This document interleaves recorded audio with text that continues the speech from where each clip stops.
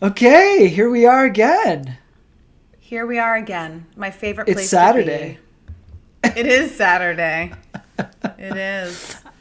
I was reflecting as you were managing your mic, and I wasn't mansplaining while you were just finding it out yourself, and I was supporting you with it. Great humbly. self-control. Thank you. Thank you. Thank you. I was reflecting on my very limited capacity to do mundane things in my life. And I had the question, do most people experience that? Which is something I ask myself a lot because living a monk's life, I'm not sure if that's like a normal thing. Like here's an abnormal thing. I meditated for 2 hours this morning and I feel exactly the same. Your face. And I feel exactly the same as I did, when I started. It didn't really make a difference. That's not really the point, right? Once you get to a certain, I think, phase of, what I'm learning anyway, it's not the point is to feel better. It's to evolve, I suppose. Anyway. Like how you put a question mark at the end of that. I thought you were going to say something wise, like it's the point of everything. But it was like, evolve, I guess? Well, there's so much to say about that. Let's not go to the whole thing.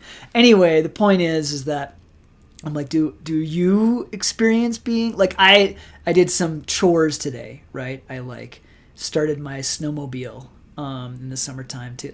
I know that's kind of a bizarre thing to say. Yeah. I have a snowmobile that I use in the wintertime, but you have to start it up in the summer so that the engine stays, good. I'm not a mechanic at all. And I watered some plants, and then I did 3 other things that were pretty mundane, and I just couldn't be bothered to do anything else. I don't know if that's a normal thing for people or for you. I don't know. Is it a normal thing for those of you out there listening?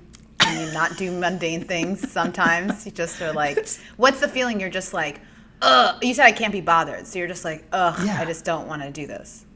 It's just so boring. It's being bored is my ultimate nemesis in my life. Boredom. It's the worst. That's the worst. It's worse than sadness or depression or anger or fury or any self-deprecation, jealousy, anything. Boredom is the worst. Wow. And do you feel bored often?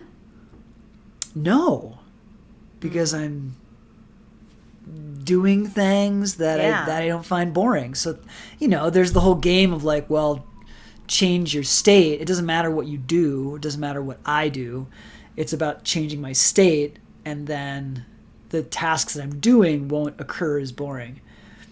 However, I fail at that task when more than 5 things get piled up, that are sort of yeah. I don't have that experience. Because I feel like I'm somebody, I just always do all the little things all the time. Or I have a certain routine. So in the mornings, I'll take the trash out, or I'll do the dishes, put the dishes in the dishwasher. I do all that kind of stuff. I don't mind doing mundane things. What about watering the plants? Yeah, I don't mind that. What about cleaning the refrigerator? Oh, I don't do that. You've never done that. What about clean the bathroom? I've never done that. I don't do that. Don't twist my words around. I'm just trying to create some drama. Do you pay someone to clean your home? Yes, I do. Yes. Okay. Yeah. That'd make a difference, I think. Anyway, are there other things that you think that would... We should get sponsored. What's your nemesis emotion or state? Can you maybe top 3? Ooh, what a great question. My nemesis. Yeah, my nemesis of emotional states. Meaning the ones that I just deplore the most. Yes. Right? Yes, that you just avoid or don't want to feel or because for me, I'll just go a little bit more on boredom to help tease out what it might be for you. So I do lots of things. This is going to sound very normal, but I do lots of things to avoid feeling bored, right? So I'm always, and the double-edged sword of it is that I do a lot of things that I'm passionate about, but I also am doing a lot because boredom the antidote to boredom is doing, so to speak, right? In a like superficial way, not really, but in like, for me in my limited capacity as a human being, doing repulses boredom, right?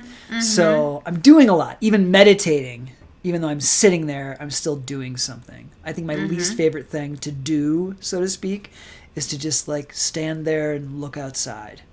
Like, I don't think I like doing that at all. I do it. I still do it in the mornings because I think it's good for me.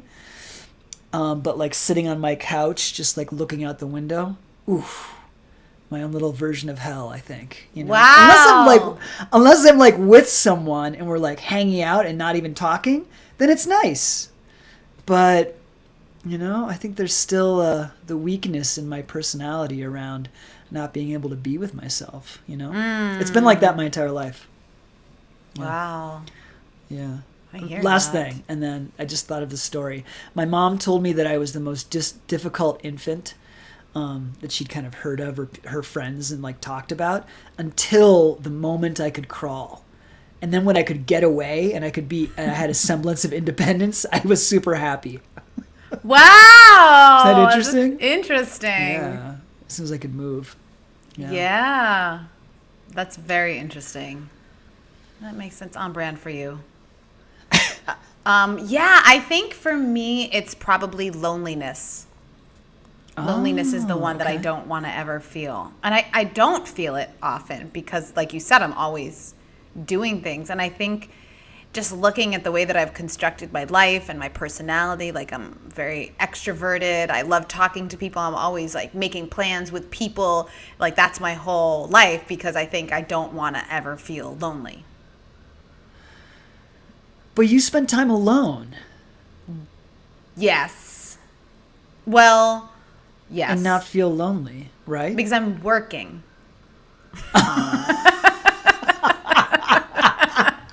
That's how I handle my alone time. But you spend time alone, like, quote unquote, with yourself. I mean, you meditate, you like reflect at times, right? Like when do you experience, like, mine is sitting on the couch looking out the window. It's uncomfortable for me. What's your like moment, or what's a moment when you feel the most lonely? Well, it's interesting because I don't feel it that often, but I do feel like it's a core, deep part of myself that like I'm driven to avoid feeling. And I think during the pandemic, I mean, we're still during the pandemic, but during the, prime time of the pandemic, when I was alone I wasn't alone in the house by myself all the time. And I started to really feel that feeling. And that was, it feels almost like an existential, like a very deep thing from my childhood, also connected to like my parents dying and being alone. I think that was a very core fear that I had as a kid, was my parents. And maybe, again, that's very common for all kids. I'm not sure. I was only one kid in this lifetime. So my parents dying and then me being alone, because also I'm an only child. So I didn't have, siblings around or anything like that. And that idea of like being alone, I think was very, core. So you've constructed your life to like be connected with people a lot and be busy and producing, and to not have to feel that. That makes sense. Yeah, exactly. Yeah, makes sense. That's what we all do, I guess, huh? In some ways, create our lives to avoid feeling bad things, and then hell yeah, and then hopefully create our lives to feel the good things more. Maybe at the same time. Well, here's a question I have for you, because I was thinking about this, and it's so interesting, like those things that we've always wanted, or those moments where, like for instance, I just got a house in LA, and it has a pool and it has a barbecue.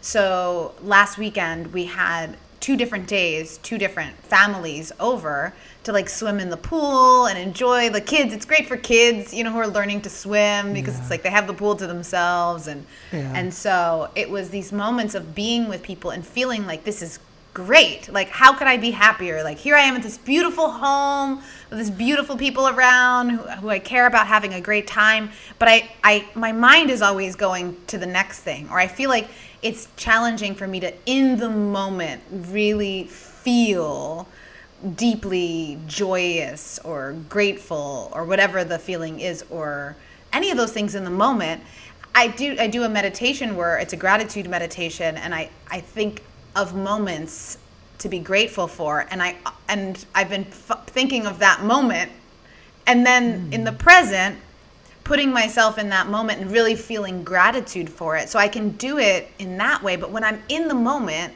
in reality, I'm not able to tap into that sense of gratitude, or really almost that feeling of fully being there. Does that ever happen to you? Wow.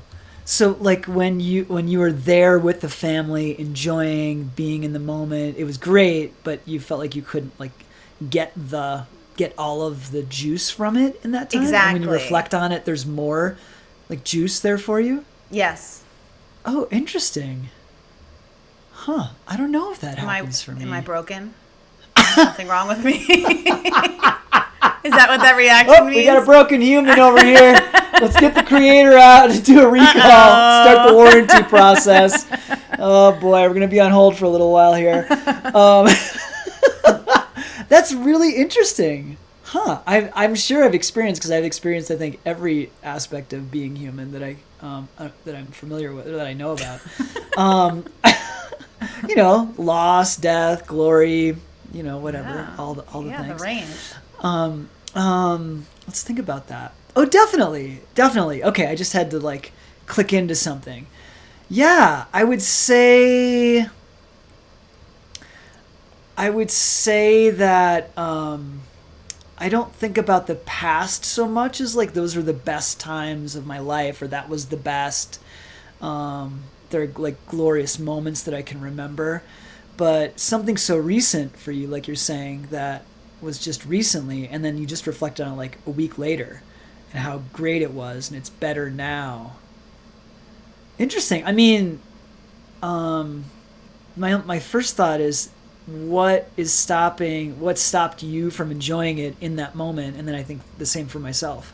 I'll just give an example. Like last night, we were climbing in the dark via headlamp, where we do up just the road here, and it's really fun, and it's like super cool because it was a full moon that was coming over the cliffs, and we were climbing these really steep routes and like falling into the night, and it was super fun and exhilarating. And I've done it dozens of times, and there was a part of me even last night that was like, this is great. But I definitely sometimes, not all the time, but sometimes think about, God, that was so cool, but it wasn't that cool when it was happening. The idea of it, and the gratitude, to your point, like the gratitude of it helps enhance the post experience more. So yeah, I think so. It's a really cool inquiry, and I think it actually then segues into bringing more awareness to being grateful in the moment as things are happening. Because I think that's like, it seems like that's one outcome of what your practice is doing, is like having you be more grateful for your life, right? I mean, is that accurate? It is accurate. Or regretful? No, not regretful. No. I think it's interesting because I have been doing that, and I did that same like priming gratitude exercise. I had been doing it, I remember, a few months ago, and then I stopped for a while. And when I think about my life in the past few months, that time that I was doing it, I was the most happy. I was the most fulfilled. I felt the best. And I think that even having those few moments in the morning to put myself inside of memories that I could be grateful for, and to feel everything in my mind, in my visualization, doing that made me click into that in my daily life much more, or it had me be more grateful in the moment, in just throughout my day. I really noticed that. Like, I noticed when I was doing it a lot, I was in Malibu at an Airbnb, and I remember like looking at this bush, and I was like, this bush is so beautiful. I'm so grateful to be looking at this bush right now. Like, I felt that. And then, I was just in a time when I wasn't doing it. I was just in Mexico. God, I sound like super bougie. I'm like, I was in Malibu, Mexico. But real talk, I was in Malibu and Mexico. And so I was in Mexico, and I was in this beautiful place. But I was like, this is nice. But I didn't feel it in the same way that I felt emotionally connected to that bush. Like, right. I didn't feel it in the same way. And I do think that practice of tapping into gratitude in the mornings really was affecting my everyday life. So I started doing it again because I do think it makes a difference. It just goes back to it's not necessarily what's happening externally, it's what's happening internally that creates our experience, right? Oh my God, so like true. You're saying, the bush versus Mexico. And how many times have, like, both of us, and I'm even thinking for myself, been, like, in an amazing place in the world, supposedly doing an amazing thing, and just feeling a little bit flat. And it goes back to, I think, the topic of alignment for us, right? I think there's two pieces I'm just thinking about with this. One is what we're doing aligned for us in our life, like the choices that we make? Because sometimes, especially on a spiritual path, I think I'll make a choice and I'll get to the, like, travel, for example, and going visiting someone or seeing, sometimes, like, spending, for me, it used to be excessive time with family. And then I would be like, oh, this was too long. Like, no matter what I did internally, it still wasn't a pleasurable, like, uplifting experience, right? And it's, I think there's, like, the fruits of our choices that reflects how much alignment there is. And then there's just the creation of it. And I firmly believe that we can always create an experience in any circumstance. But I think that internal, external alignment piece is interesting. And it speaks to, like you were saying in Mexico, that you didn't feel the same kind of gratitude or heart opening that you did with the beloved bush of Malibu. Yeah, but I don't, for me, that's not alignment, because I do feel, I don't know, in my experience, it doesn't feel like I'm not aligned or that my choice, it was unaligned for me to be there. It speaks more to, like, I don't know, like the difference between the mind and the heart. And a lot I notice in my work, like I'm always in the mind, like emailing and texting and thinking and problem solving and communicating. There's a lot of Zooms and Google Meets and Microsoft Team meetings, and it's a lot in my mind. And that when I get in that mode, I'm not feeling in my heart. And so I think that for me, it's not even that the choices of where I was were unaligned necessarily, but it takes something for me to, like, dip into the juiciness or that visceral feeling sense in my heart.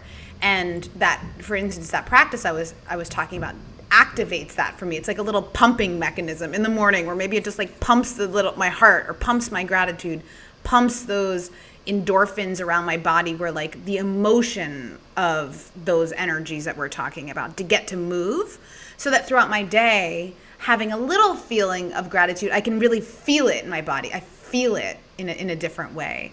So for me, I could be maybe making aligned choices and not necessarily be feeling it. So that's, I don't know if that's for me. And I think so much is my, I don't even want to say challenge, because it's not a challenge, but what I need to do is really move myself into my body more. It's like why I love dancing and why I love doing things that are physical. It's also why I love smoking weed sometimes, because it brings me into my heart and to the, like, sensuality, like, feelingness of things. And I think that, like, being so in my head is not, like, life, that's not where the wonderfulness of life is taking place. It takes place in the heart.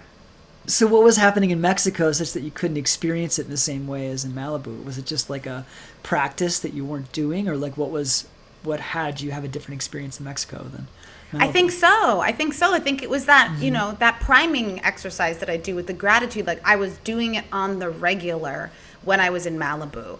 And so I remember being like, I got a salad. I'm like, oh my God, look at this salad. I'm sitting next to my friend JJ. I'm like, oh, JJ, look at our life. We're eating this salad, looking out at the ocean. This is incredible. And he's like, I know, this is amazing. Like, I felt that there. And there I was in Mexico. I was looking out at the ocean. It was so beautiful. Oh my, it was so beautiful. I wasn't feeling it. I was like, this is nice.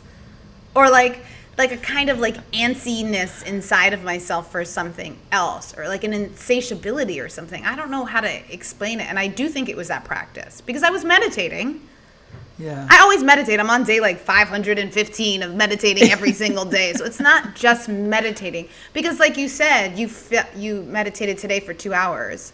You didn't feel any different afterwards. And again, that may not be the goal of meditating, but there is a difference. Like meditation alone doesn't have you feel. Right. Right? Yes. Yes, 100%. It's a different mechanism. Totally. Gosh, there's so much that you said that I love. So what is it for you? Is it just the priming exercise that has you have a different experience in your life, or is there things that you do every day, like a mindset that you do in your day, or like practices, or like what has you create the day in the way that you want it to be, in that way of gratitude? Like, is today one of those days, for example? You got your nails done. You got a pedicure or manicure? I forgot. Pedicure. Which I still need to see. Although my nails are done. See those petties. Oh. My nails, I didn't get my, we call that leopard print. Yes. Technically, I think it's an ocelot print. Yes, I do have ocelot print on my nails. But these were done, and then I got a pedicure today. Yes. What was your question? Where's the gratitude level today? Yeah. Yeah, it was not high today. Okay. Not high. Not, extremely low, but I wasn't mid-grade. Feeling. I wasn't, yeah. When I was on the 52 bus going down Fulton, standing room only you're on a into bus? bed.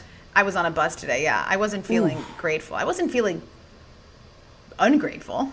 I just wasn't feeling particularly grateful. Okay. I think it does make a difference, and I think that. Did you do the priming this morning? No. Oh, interesting. Wow. Something. Okay. On to something. Wow. And I did do it the other day, and then I noticed I was grateful in the nighttime. Wow. I went to an outdoor movie in LA. I saw Straight Outta Compton. Have you seen that? Oh, fantastic! Such a good, so good movie. So good. Really, so good. very. I mean, it's just an injustice that that didn't get more like awards, and it was agree. just came out at the 100% time agree. when people were just not paying attention to the fact that these systems of awards were as racist as they are. I mean, they were paying attention to it, but it was a little bit early, I think, for the kind of backlash that should have happened when that was not nominated for 100%. A million Oscars. So good. 100%. And I went to this place, outdoor movie theater in LA, and you're in these big beanbag chairs, and they give you headphones, and it was just great. And I did feel in that moment, wow, I'm very grateful. Fantastic. Well, I think there's something here for me personally around how to be, it's awakening me to something around how to be in that state of immense gratitude, right? So the attitude of grace.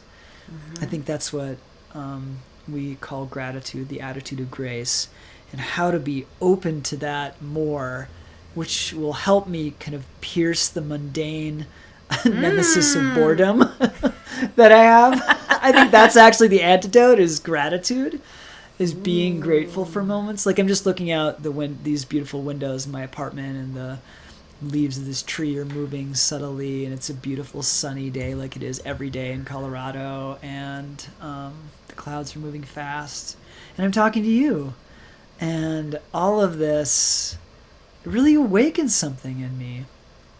I really appreciate this. I was just thinking, I was thinking of an example of gratitude, because you mentioned the bus in New York. And one of my favorite things to do in my life is to ride the subway in New York City. I'm probably 1 in a million people. There's probably 8 million people in Manhattan, I think, right? Oh, I think it's... Oh, no, I think it's more than that. Like, during the day, I think there's 11 million. And then maybe, like, full-time living there, it's 8 million in New York City? I'm not sure. God, I love the subway. It feels like a Disney ride.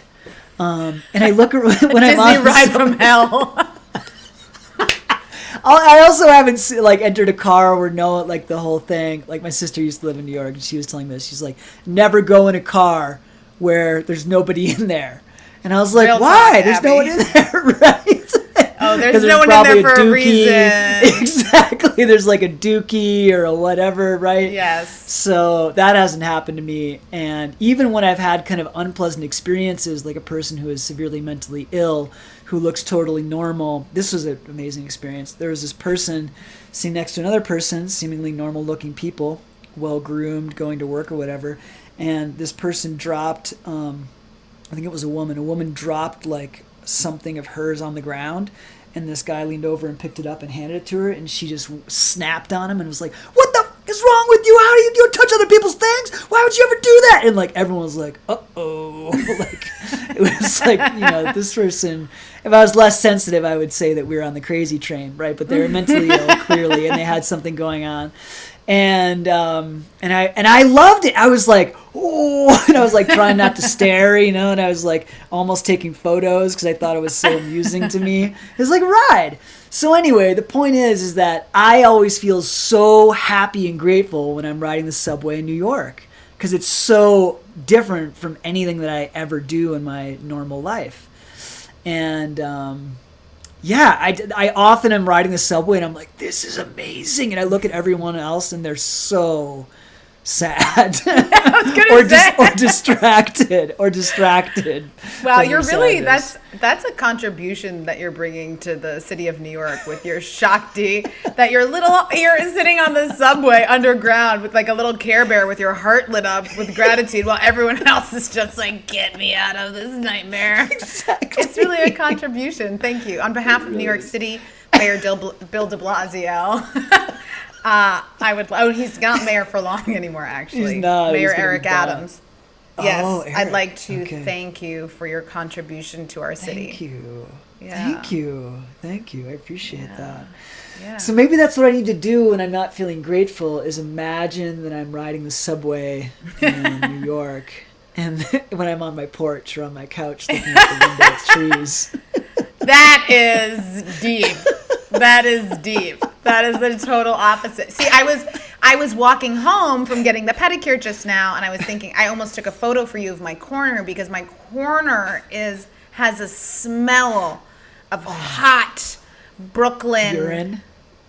Yes, Urine? all sorts of excrement. Like it's been a place where like many people were sleeping there, houseless people, but then now they're gone, and so it's just like, but they're the sidewalk, the concrete is saturated with all sorts of haps that have happened there. So anyway, it's really quite something. And I was like, how do you, in the face of this, really feel expanded? And it's so much easier to feel expanded and happy when you're looking out of your window at a field, at a deer, and the clouds going by. But apparently this is what you want. You want the New York City.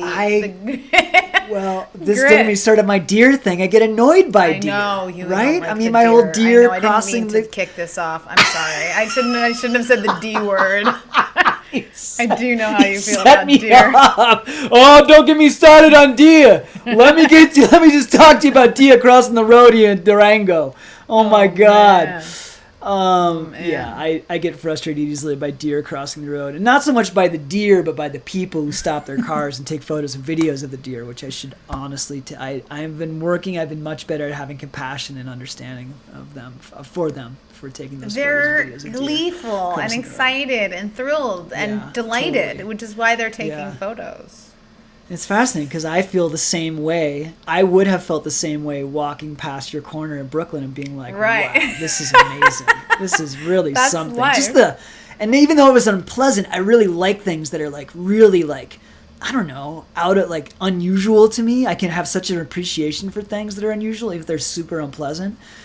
It reminds me of another kind of nauseating story, but I'll go over the hard part. We're in India. Last time I was in India, I was walking with our friends Anant Das and David, and we were going to the Ganga, to the river, which is just down the road from our ashram and monastery. And we were walking, and I was like, this is amazing. I'm in India again. This is the best, And we're walking, and we take like a left turn out of the ashram, and we go down this alley that is filled with a few things. dogs and their feces, a small brook of human urine and sewage, and some sadhus who were there kind of begging for money, and they're very sweet people, and garbage, and then cows defecating in the garbage, right? And like all of this was happening. It's morning. And I really it was a weakness of not being able to appreciate the unusual. Like I just said, I do a lot. I didn't right then. And I got really bothered by it. And I looked at Anandas and Dave and I was like, does this get to you? And they're like, what? And I was like, look to your right, look to your left, look what you're stepping over, and they're like, oh, no. Like, what's wrong with you, Jivandas? Like, what's your problem? Don't be such a judger.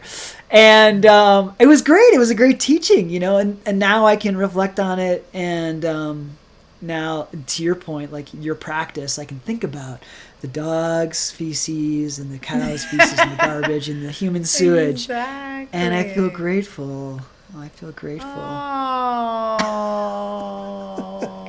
Gratitude. I love that story. And I also think that gratitude, they say gratitude is a muscle. Like I didn't just trademark that. I just said that for the first time. Everybody, gratitude is a muscle. But I think that like what that means, at least for me, so it is harder for me in the moment to just be like, let me be grateful for this. Yes. I'm grateful now. Like that, it doesn't work that way for me. And if I try, I can maybe well it up a little bit, but it's not that kind of like my eyes tear up with the sanctity of life gratitude when I do it that way. But I think when I take those moments and I in the morning and I, let's say, think of 3 moments where that I could be grateful for, and they could be literally anything. Like I could be, sitting at my office on the desk, like, at my desk at the office typing, and I look around the room and all of my, coworkers are there. It could be that moment I put myself in there and I just think, wow, this is so amazing. Look at this, look at them. And I give myself this space to feel gratitude for that in my mind, and I can feel the emotion of it. And I do that again and I do that again. It's like a pumping of that gratitude muscle. It's like working out the gratitude muscle, so that I don't even have to think about being grateful in the rest of my day. It emerges. Like that's the thing about gratitude that I think is so magical when it's really working, is that it pops up. Right? Have you experienced that? It's not when absolutely. I try. It's that like I will be just walking down the street, or like a plastic bag will just like float by, and maybe 1,000 plastic bags have floated by me in my life. I've never thought anything of it, but all of a sudden one day that plastic bag floats by and I think, oh my God, that's so beautiful. And I'm overcome with gratitude, like American Beauty style, because I have pumped that muscle. So I think that's something I never, in all my years, have thought about gratitude in that way before. I've always thought about it something that I need to try to be grateful, and then I can't really do it, and so then I feel like a failure at gratitude, or like I'm ungrateful, or I'm not doing it right, or it's not working, or I don't get it when I try to be grateful. But I think this strategy that I'm discovering is that when I put myself inside of moments in my mind and I'm grateful for them, in the morning, let's say, or as a practice, then that's it. Then I just need to hands off, let the gratitude emerge in my life when it may, and it will emerge in all of these moments that I never would have expected. That's beautiful and inspiring. What do you do? I'm curious, I'll share about this too, but I'm curious what you do when you're in circumstances that are very challenging and gratitude does not emerge, and it's challenging to access it. Like, what do you do in those moments? Maybe not to feel grateful, because maybe that's a stretch, but what do you do in those moments in this conversation around gratitude? Maybe to feel grateful, but what do you do in those moments when there's just like odds are against you?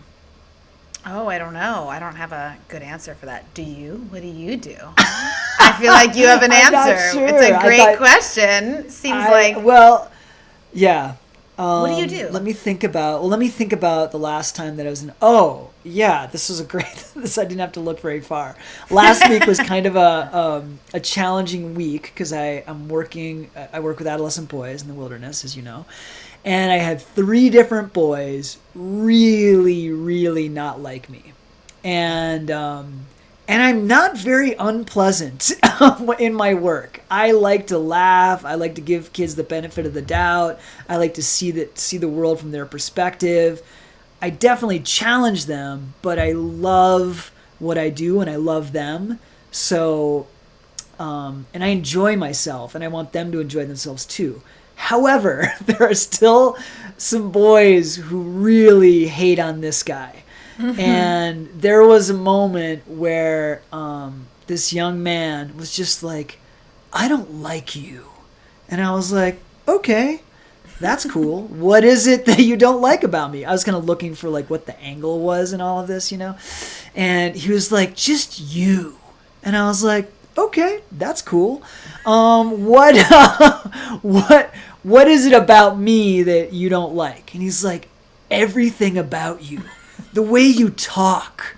And I was like, anything that I say in particular? He's like, you're such a hippie dippy. And I was like, I'm a hippie? I was like, I mean, I used to be, but I mean, I don't have any hair, you know, I'm well groomed. I shave most days. You know, I put on a shea butter that has a scent, you know, like, it's like, and I was just like, what? And I just like tried to figure out like what it was, but he just didn't like that I was the one who had kind of had power over him, in air quotes, right? And so finally, I was like, all right, well, here's the deal. You don't get to disrespect me like this. I'm very respectful of you. I respect you. I appreciate you. I can get the nature of your struggle. I know it's hard for you to be here. I get all that. But I expect you to be respectful towards me and everybody else here. And if you're going to be disrespectful towards me, we're going to end this right now and I'll see you next week. And that kind of got his attention and it like kind of woke him up in a way, and we were kind of able to continue talking. And I was like, sorry, I don't mean to be a jerk about it, but like that, it just doesn't fly. I don't want you to be like that with anybody, and I won't be that way with you. And it went really well. But then it happened 3 more times, that same thing, and people just kind of went after me, these kids. They just got really pissed at me, and for a lot of less of what I have done and more of like what they're kind of struggling with, and I was kind of an easy target. And most of the time that I can roll with that pretty easily. But it really got to me, and I'm remembering that time in particular where I think what I did to get access, I wouldn't call it gratitude, but access to like joy or freedom or liberation or just like a high vibration, is I did something powerful and with clarity that was empowering for me in that moment. And luckily I knew what to do. Like, and I essentially said no to what was happening in that moment. And this, I think, goes back to the teaching of like, you can't say yes until you can actually say no, right? And I said no to what was happening in a way that I had, you could say, control over, influence over. And then it really shifted that dynamic because it wasn't that unpleasant for me until he really, because most of the time I'll be very curious about what someone may not like about me, and it starts to dissolve their hatred of me because I'm actually showing up in like a kind way, you know. Mm-hmm. But it didn't. That strategy, you could say, didn't work. So I think that's what I do. Not to necessarily, I feel like grateful in the face of suffering, like gratitude in the face of suffering is possible. I just think it's like unlikely for most people, including myself. Isn't that and also like make you like a masochist or something, or sadist? If you're like, if someone's suffering and you're grateful for it. Oh, I was thinking of gratitude. I was thinking of my own suffering, like how to go from a moment of like suffering to being grateful. And yes, sound like a serial killer. That's correct. That's correct. I think that's true. But in the face of my own significant suffering, like going to gratitude for that moment, and that's a big leap. That's big mastery. Leap. Yeah, that's mastery. Right? That's like Olympic level. Yeah. It's like the Olympics of inner work, mastery. Exactly. Yeah. The Olympics of self-mastery, that would be. Yeah, self-mastery. Yeah. That would be an amazing category in the Olympics, just for the record. That would be great. You could could do some research to find out what triggers people and then like create that situation for them and have kind of hidden cameras and see what they do. Ooh. Yeah. Wow. I think America would lose in that category for sure. Oh, who do you think would win? What culture do you think? Japan. Oh, 100%. Who else? Japan would be really good.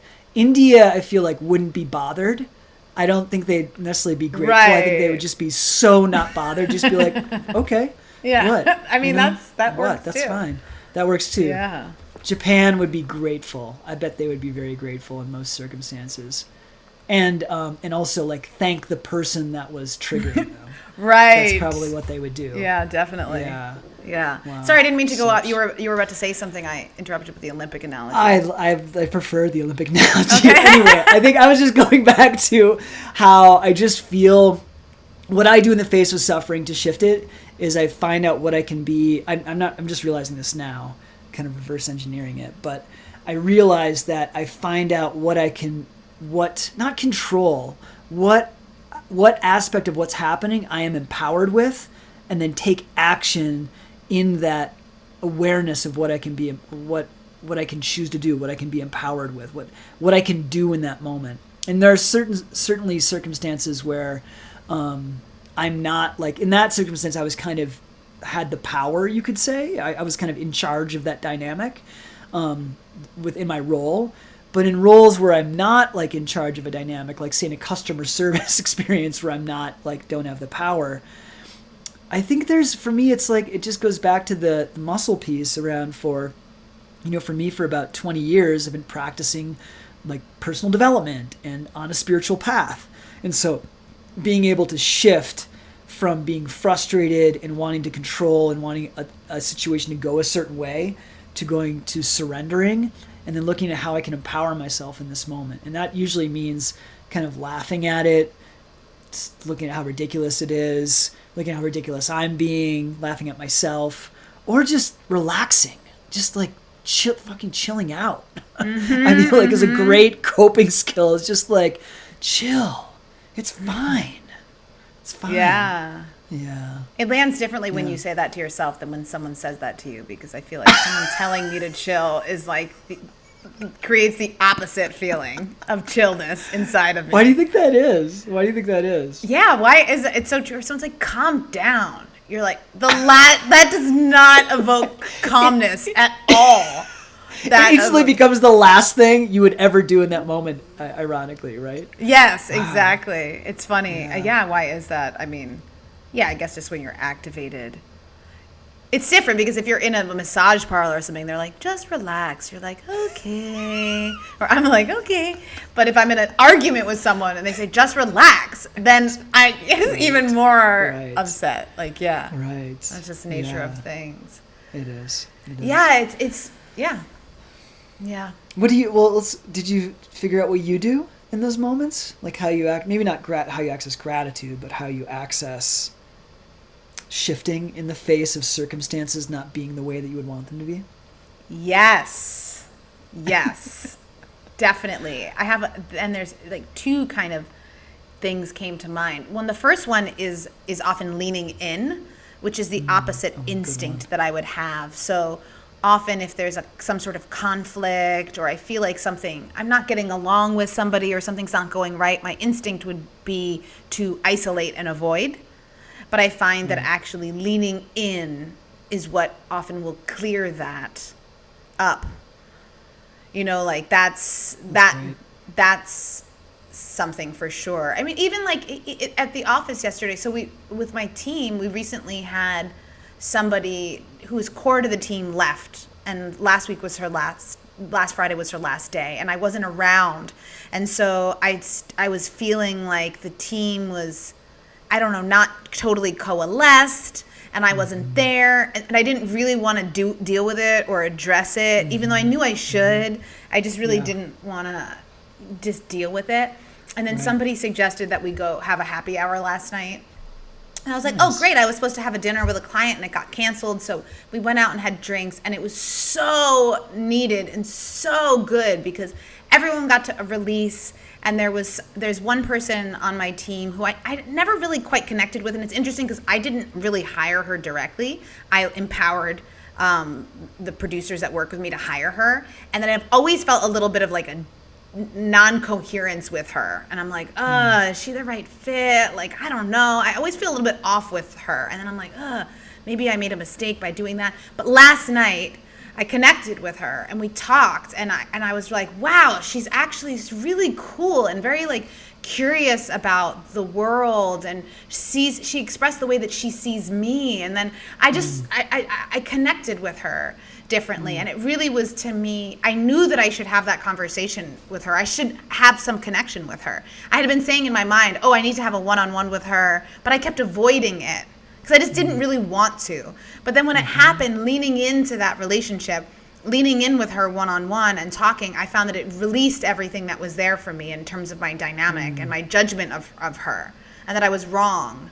And I think she actually is like a super valuable member of the team. And it comes sometimes for me from that leaning in. Yeah. And I've had that before when somebody was actively angry at me, you know, like you're saying with those boys, or actively, this was one for sure. So there was a PA, there was a truck PA that I worked with a long time ago, and I don't remember exactly what happened, but there was something happened. I used to work with him all the time. His name is Will. And then something happened, and then we stopped working together. And I knew that he was mad at me, and I knew that there was something in my, you know, I had a bad taste about him. And that stayed, you know how those happen in relationships, for years. So I would hear his name, but I would always be like, oh, okay, whatever. I never worked with him again. And then I was on a job about a year ago, and he was on set because he had been hired by somebody else. And I was like, oh, Will's here. So I saw him in the morning. I was like, hi, Will. And he just like walked past me. I was like, oh, okay. So definitely whatever I thought was there in our relationship was not just in my mind. It was it was definitely real. So I knew that he actively didn't like me, and I went to him on the truck at the end of the day before we left, and I was like, can I talk to you for a second? He's like, all right.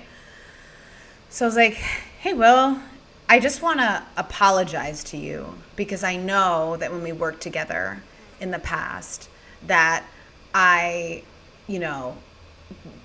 was mean to you, that I did something wrong, that I was a bitch, and that I even told him, I don't even remember specifically what I did, but I want to apologize to you because back then I know how I was, and I know that I did something that was like unfair and I treated you wrong, and I'm sorry for that. And he then did remember what I did and told me it, which was helpful to know. It was around like overtime. I think that I had been arguing with him about his overtime. And so he had a chance to really vent at me and express what he felt that I did and how I had wronged him. And I listened to him with my heart. And I was like, I hear you. Thank you for telling me that. And I'm sorry. I'm really sorry, Will, about that. And it cleared something between us, and it changed the whole dynamic moving forward. And it shifted something.